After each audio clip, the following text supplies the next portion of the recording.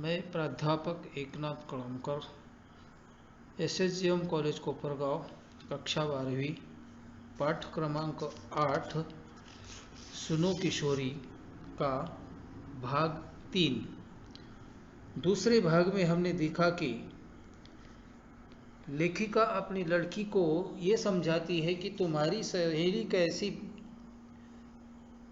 उनका जो निर्णय जो है वो किस तरह से गलत है, और उसे समझा कर उस वो जो उनका निर्णय है कि वो किसी से प्यार करने लगी है और उस प्यार में वो कुछ न कर बैठे, इसीलिए उसे समझाने का प्रयास वो करती है कि अपनी सहेली को किस तरह से समझाना चाहिए। तो ये समझाने का काम उन्होंने अपने अनुभवों के माध्यम से लड़की को बताए हैं। तो तीसरे भाग में देखें, दोष अकेली रचना का है भी नहीं, दोष उसकी नासमझ उम्र का है या उसके उस परिवेश का है जिसमें उसे संभल कर चलने के संस्कार नहीं दिए गए हैं। तो ये कहते हैं कि ये दोष उस लड़की का नहीं है, रचना का नहीं है। तो जो दोष किसका है कि ये नासमझ उम्र का है, जो टीन एज होता है। टीन एज यानी कि 20 से पहले जितने भी आते हैं 19 तक टीन एज, 13 से लेकर 19 तक टीन एज है। और इस टीन एज में, किशोर अवस्था में ऐसा हो जाता है, ये उम्र का ही दोष है। जैसे कि 10वीं तक छात्र जो है वो छोटे होते हैं, लेकिन जैसे 11वीं में आ जाते हैं तो वो किशोर बन जाते हैं और उन्हें जो भी हो उस उम्र में समझ में नहीं आता, उनमें केवल स्फूर्ति रहती है और उस स्फूर्ति के द्वारा वो कुछ भी करने के लिए तैयार होते हैं। और इस स्फूर्ति के कारण, इस उत्साह के कारण, इस शक्ति के कारण वो ऐसा कुछ करने लगते हैं। इसीलिए इस उम्र में लड़कों या लड़कियों को बहुत संभालना पड़ता है। अगर तुम संभालेंगे नहीं तो वो गलत कार्य करते हैं, और इसीलिए गलत कार्यों से परावृत्त करने के लिए ऐसे लड़कों को मार्गदर्शन करना आवश्यक है। तो ये यहाँ लेखिका मार्गदर्शन करती है कि उस उम्र का दोष नहीं है, तो उस परिवेश, उस परिस्थिति, जिस परिस्थिति में वो रहती है, उस परिस्थिति में या तो उसे संस्कार जो दिए गए हैं उस संस्कारों की कमियां उसमें है, ऐसी वो कहती है। यह उम्र ही ऐसी है कि जब भी भावुक किशोरी किसी युवक की प्यार भरी मीठी मीठी बातों के बहकावे में आकर उसे अपना सब कुछ समझने लगती है और कच्ची रोमानी भावनाओं में बहकर जल्दबाजी में मूर्खता कर बैठती है। पछतावा उसे तब होता है जब पानी सिर से गुजर चुका होता है, यानी कि परिस्थिति जो है ये निकल चुकी होती है, यानी कि समय निकल चुका होता है, और तभी ये गलती आती है। लेकिन गलती समझ में आने से कुछ फायदा नहीं है, इससे पहले उसे समझना चाहिए। गलती करने से पहले सोचना चाहिए, सोच कर कार्य करना चाहिए। तो यहाँ वो कहती है कि ऐसी अवस्था में किशोरिया, ऐसी अवस्था में जो युवती है वो भावुक बन जाती है, ऐसे किसी लड़के की मीठी मीठी बातों के बहकावे में आकर वो उसके साथ जिस तरह का प्यार करती है, उसे हम प्यार कहते हैं, कि वो उसकी कौन सी भी बात मानने के लिए तैयार होती है। और लड़के जो होते हैं वो साधारणतः यहाँ हम देखते हैं कि लड़का और लड़की, लड़के पर जिम्मेदारी ज़्यादा नहीं, लड़कियों पर जिम्मेदारी, हमारी समाज में रहने के लिए लड़कियों में ज़्यादा जिम्मेदारी है, लड़कों की जिम्मेदारी ज़्यादा नहीं है। वो क्या करते हैं, ऐसा कुछ कर देते हैं और उसके बाद वो निकल जाते हैं, लेकिन लड़की को सब भुगतना पड़ता है। और इसीलिए ऐसे बहकावे में आकर कुछ करना नहीं चाहिए। अगर करेगी तो ये मूर्खता है, और वो मूर्खता करने के बाद पछतावा करने से कुछ फायदा नहीं होगा। पछतावा करने से कुछ नहीं, जीवन बर्बाद हो जाएगा। और जीवन को बर्बादी से बचाना है तो लड़की को सतर्क रहना है। समाज में लड़की यानी कि जो महिला वर्ग है यही एक मुख्य भूमिका निभाता है, और उनकी भूमिका अगर थोड़ी सी भी गलत हो जाएगी तो यहाँ सब कुछ बिगड़ जाता है। तो लड़की को सावधानी से रहना चाहिए, मूर्खता नहीं करनी चाहिए। इस अल्हड़ उम्र में अगर वह लड़की अपने परिवार के स्नेह संरक्षण से मुक्त है, आज़ादी के नाम पर स्वयं को ज़रूरत से ज़्यादा अहमियत देकर अंतर्मुखी हो गई हो तो उसके फिसलने की संभावना अधिक बढ़ जाती है। तो यहाँ बहुत अच्छी तरह की बात कही है कि इस उम्र में परिवार का स्नेह संरक्षण, परिवार ने उसे फ्रीडम दिया है, संरक्षण को कम कर दिया है, उन्हें ज़्यादा आज़ादी मिल गई है।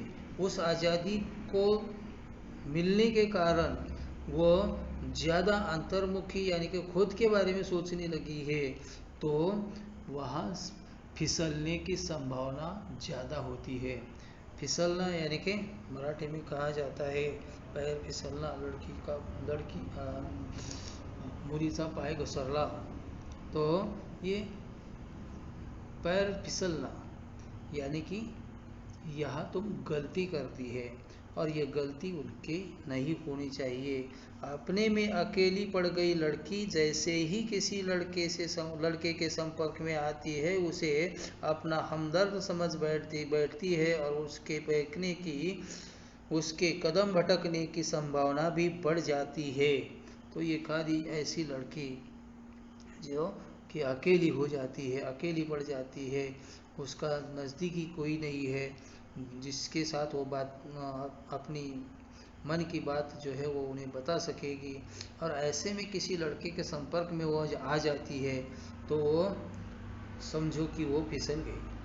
क्योंकि ये लड़के जो होते हैं वो लड़कियों को पटाने का काम करते हैं, उसे हम कहते हैं कि लड़कियों को पटाने का काम। और ये पटाने के लिए वो कुछ भी करते हैं शुरू में, लेकिन बाद में जब जिम्मेदारी आ जाती है तो निकल जाते हैं, लड़की को अकेला छोड़ देते हैं।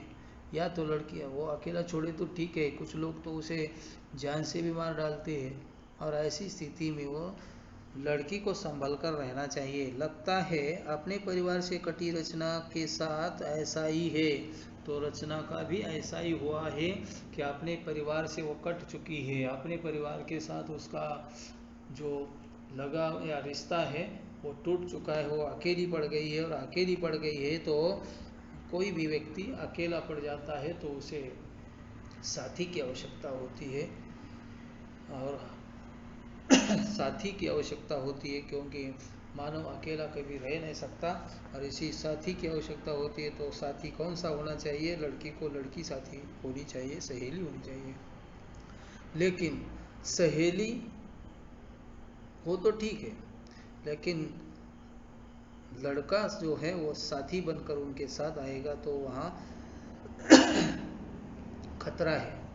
यदि सचमुच ऐसा है तो तुम्हें और भी सावधानी से काम लेना पड़ेगा। अगर वो अपने परिवार से अलग पड़ चुकी है तो तुम्हें और भी सावधानी से काम लेना है, अन्यथा उसे समझना मुश्किल होगा, उल्टे तुम्हारी दोस्ती में दरार आ सकती है, तो उसे समझना कठिन हो जाएगा।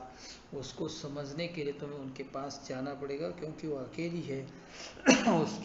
उसका साथ देना आवश्यक है, और उसका साथ तुम देंगी तो हो सकता है कि वो ठीक रहेगी। लेकिन अगर उसमें मुश्किल आ जाएगी तो दोस्ती में भी दरार आ सकती है। दोस्ती में दरार आएगी तो तू भी उसे कुछ नहीं समझा सकेगी, और उसका जो होने वाला है तो वो तो हो ही जाएगा।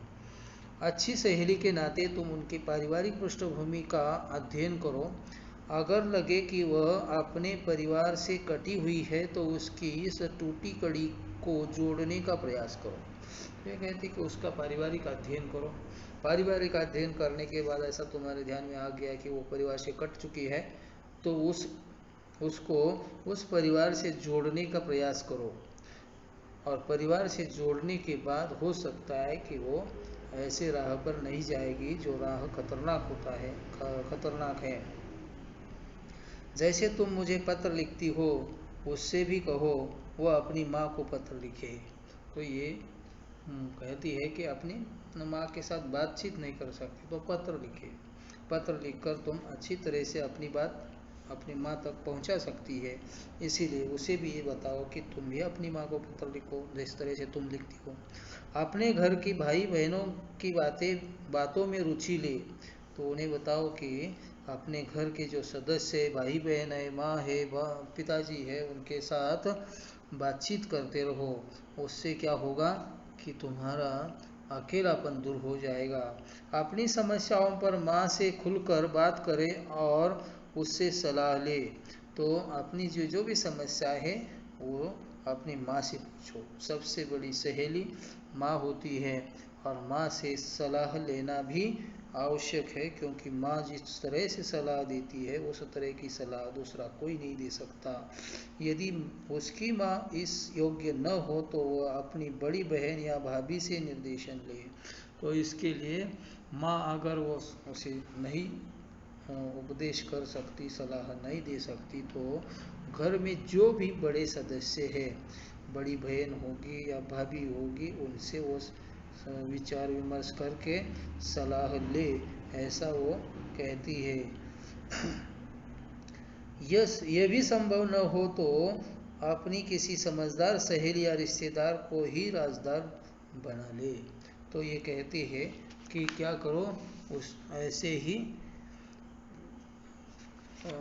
व्यक्ति को जो कि तुम्हारे घर में रिश्तेदार ऐसा कोई नहीं है, तो ऐसा रिश्तेदार जो कि तुम्हें वो सहेली के रूप में या दूर के रिश्तेदार के रूप में कोई हो तो उससे पूछ ले।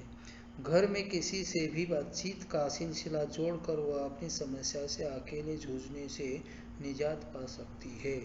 तो अपनी समस्या के साथ अकेला ही जूझना, अकेले ही लड़ाई करना, अकेले ही संघर्ष करना ठीक नहीं है। इसके लिए अपने घर के सदस्यों को भी साथ लेना चाहिए। इससे शक्ति बढ़ जाती है, सामर्थ्य बढ़ जाता है और उसका सामना अच्छी तरह से तुम कर सकते हैं। नहीं तो तुम तो हो ही और बाकी के कोई नहीं होंगे, तो तुम तो उसकी सहेली के रूप में है और सहेली के रूप में उसे मदद करो, सहायता करो उसकी। ऐसे समय वह तुम्हारी बात न सुने, तुम्हें झटक दे, तब भी उसकी वर्तमान मनोदशा देखकर तुम्हें उसकी बात का बुरा नहीं मानना है। तो ये कहते हैं कि उस मनोदशा में वो तुम्हारी बात नहीं मानेगी, तुमसे दूर जाएगी, तुमसे दूर रहेगी, झटक जाएगी, तुम्हारी बात नहीं मानेगी। लेकिन तुम्हें भी ये समझना पड़ेगा कि वो आज कौन सी परिस्थिति से निकल रही है। उसकी वर्तमान मनोदशा को देखकर, उस परिस्थिति को देखकर तुम्हें बुरा नहीं मानना चाहिए कि वो मेरी बात नहीं मानती। तुम्हारी बात नहीं मानते तो फिर से मनाओ, फिर बार बार मनाओ। एक न एक दिन वो मान जाएगी। उसका मूड देखकर उसका मन टटोलो और उसे प्यार से समझाओ। तो कौन सी भी बात कहीं भी जाकर सीधे से जाकर डायरेक्ट बात कहेंगे तो वो मानते नहीं। इसके लिए क्या करना पड़ता है, उसका मूड देखना पड़ता है और मूड देखने के बाद उसे बात वहाँ उठानी पड़ती है और वो समझाना पड़ता है। कभी वो कहते हैं कि उसका मन टटोलो और प्यार से समझाओ, डांटो मत। एक शोषणदक सहेली के नाते ऐसे समय तुम्हें उसे इसीलिए अकेला नहीं छोड़ देना है कि वह तुम्हारी बात नहीं सुनती या तुम्हारी बात का बुरा मानती है, तो उसे अकेला नहीं छोड़ देना चाहिए। ऐसी स्थिति में उसे अकेला नहीं छोड़ देना चाहिए, क्योंकि तुम उनकी शुभचिंतक हो, तुम उसका हित जानती हो। इसीलिए तुम्हारी बात नहीं भी मानेगी, तुम्हारी कौन सी भी बात नहीं भी सुनेगी, तो भी उससे तुम्हें दूर नहीं जाना है, उसके साथ रहना है। तुम साथ छोड़ दोगी तो वह और टूट जाएगी। तो उसे साथियों की आवश्यकता है और उसका साथ तुम देगी तो वो उस समस्याओं का सामना कर सकेगी। लेकिन तुम भी उसका साथ छोड़ देगी तो वह टूट जाएगी और वह गलती कर बैठेगी। अकेली पढ़कर वह उधर ही जाने के लिए कदम बढ़ा लेगी जिधर जाने से तुम उसे रोकना चाहती हो। यानी कि ये भी इन्होंने भी अपनी माँ को बताया कि मैं उसे रचना को रोकना चाहती हूँ, ये ठीक नहीं है, उस तरह का जो उनका जो व्यवहार उसके साथ चल रहा है वो अच्छा नहीं है, इसीलिए उसे वो रोकना चाहती है। तो ये तुम्हें क्या करना है, उसे रोकना चाहती हो तो उसके लिए तुम्हें भी काम करना पड़ेगा। वो अगर तुमसे दूर जाएगी तो वो उसी तरफ जाएगी जो तुम्हें लगता है कि वो सच अच्छा नहीं है और उनके लिए भी अच्छा नहीं है, तो उसी ओर भी वो जाएगी। इसीलिए उसे रोकने की प्रयास करो। यहीं पर तुम्हारे धैर्य और संयम की परीक्षा है। तो यहाँ तुम्हारे धैर्य और संयम की परीक्षा है। भले ही तुम्हें वो भला बुला कहेगी या तुम्हारे साथ बातचीत नहीं करेगी, तुमसे दूर जाएगी, तो भी तुम्हें धैर्य से और संयम से उसके साथ रहना है। अगर जरूरी समझो तो सहेली के कथित दोस्त या प्रेमी लड़के से भी किसी समय बात कर सकती हो। तो केवल उसे ही समझाओ ऐसा नहीं, तो समझाओ किसे, उसी लड़के को समझाओ जो उनका दोस्त है या प्रेमी है, उसे भी जाकर समझाओ। अगर उसे जाकर समझाएगी तो वो भी समझ सकता है। उसकी मंशा जानकर उससे अपनी सहेली को अवगत करा सकती हो या आगाह कर सकती हो। और जिस लड़के के साथ वो प्यार करती है उस लड़के के साथ तुम बातचीत करेगी तो पता चलेगा कि उस लड़का क्या करना चाहता है। अगर वो अनुचित करना चाहता है तो उसे तुम आगाह कर सकती हो या तो तुम्हें अवगत करा सकती हो, उन्हें ये बता सकती हो कि वो किस तरह से तुम्हारे साथ व्यवहार करने वाला है। यदि तुम्हें लगे कि लड़का निर्दोष है, निश्चल है, अपने प्यार में सच्चा या अड़िग लगता है, तो दोनों को पढ़ाई के अंत तक प्रतीक्षा करने और तब तक केवल दोस्त बने रहने का परामर्श दे सकती हो।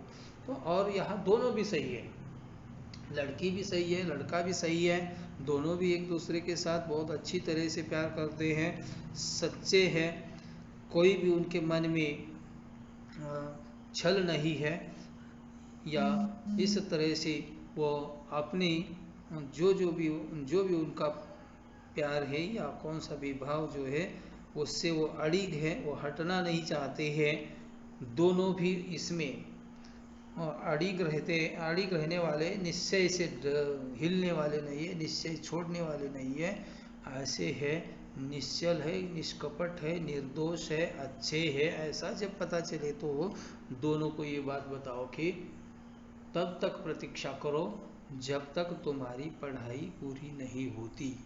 पढ़ाई पूरी होने के बाद तुम इसके लिए तुम तैयार हो और वो तब तक तुम्हें तैयारी करनी पड़ेगी। जैसे ही तुम्हारी पढ़ाई पूरी हो जाएगी उसके लिए तुम योग्य बन जाएंगे और वो योग्य कार्य होगा जो तुम करना चाहते हैं, लेकिन वो अभी करेंगे तो वो अयोग्य कार्य है, ये समझाना पड़ेगा। पर यहाँ भी तुम्हें सतर्कता बरतनी होगी। रचना को विश्वास में लेकर दोस्ती के दौरान उसमें कोई गलत कदम न उठाने का वायदा लेना होगा, वरना दूसरों की आग बुझाते अपने हाथ जला लेना कोई अनहोनी या असंभव बात नहीं।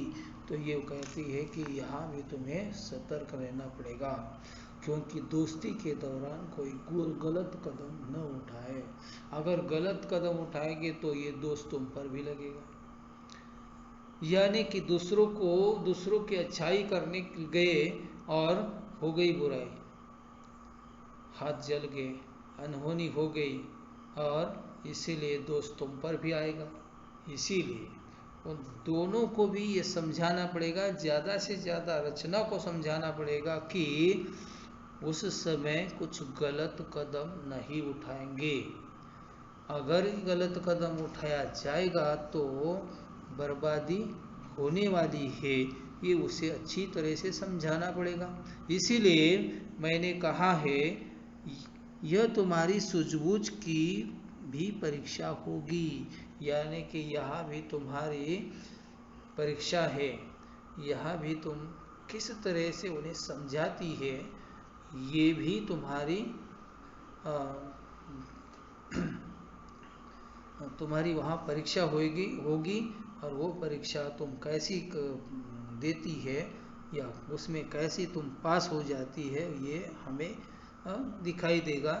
जितनी तुम ज़्यादा उसमें उनके लिए कष्ट करेगी, उसमें उतनी ही तुम उसमें उस परीक्षा में हो सकता है कि पास होगी।